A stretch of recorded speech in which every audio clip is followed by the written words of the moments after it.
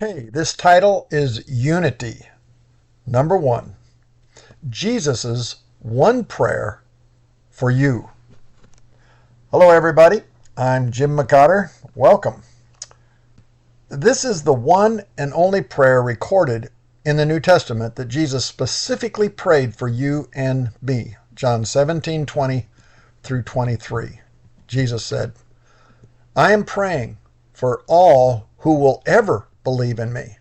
I pray that they will all be one, just as you and I are one, so that the world will believe you sent me.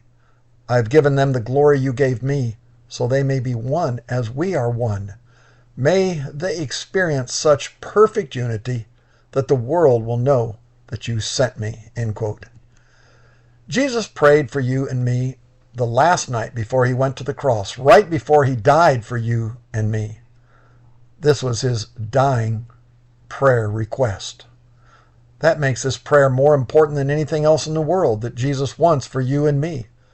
God had it recorded here in his eternal word so that there will never be any question about what Jesus wants for you and me.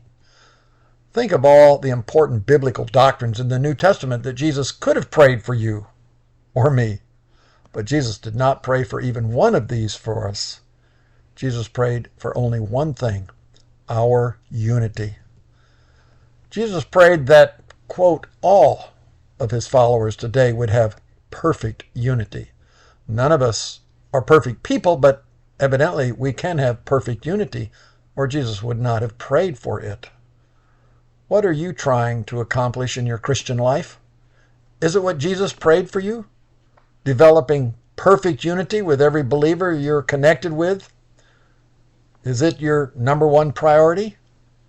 It is clearly Jesus' number one priority for you. Is there anything you can do to have perfect unity with believers in your immediate family, with believers in your extended family, with believers in your church, with believers you have a regular relationship with in your city, with believers you have a regular relationship outside of your city? Who are those one, two, or more believers with whom you know you don't have a perfect unity? Jesus does not want you to do anything for him until after you go and get reconciled with that believer.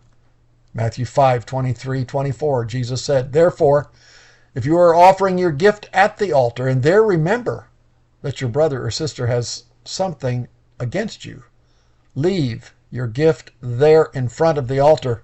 First go and be reconciled to them, then come and offer your gift. End quote. If anyone comes to your mind when you read this, you can be sure the Holy Spirit brought them to your mind. He lives in you. Your flesh will bring up reasons right now not to go. And no matter what logical reason you think, if the Holy Spirit brought them to your mind, Jesus just said, go and be reconciled. If you remember, go and be reconciled. You'll never be sorry if you do, and Jesus will not accept anything from you until after you go. If you go humbly and try to be reconciled, almost always you'll be surprised what love and unity the Lord will give you. No matter what, if you try to obey the Lord, he will be blessed, and he will bless you and then receive your gift at the altar. The Apostle Paul said in 1 Corinthians 4:13, when we are slandered, we try to appease. God bless Paul for trying, and he will you also.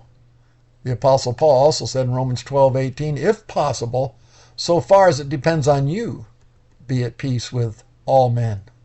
End quote. David said in Psalms 133, verses 1 through 3, Behold, how good and how pleasant it is for brothers to dwell together in unity. It's like precious oil upon the head, coming down upon the beard, even Aaron's beard, coming down upon the edge of his robes. It's like the dew of Hermon coming down upon the mountain of Zion. For there the Lord commanded the blessing, life forever. Whatever you're doing to accomplish in this world for Jesus, if you don't first try to let God answer Jesus' one specific prayer for you, Jesus says, whatever else you're doing for him will not be accepted. Matthew 5:23 and 24. To conclude, David said, "Behold, how good and how pleasant it is for brothers to dwell together in unity, for there the Lord commanded the blessing."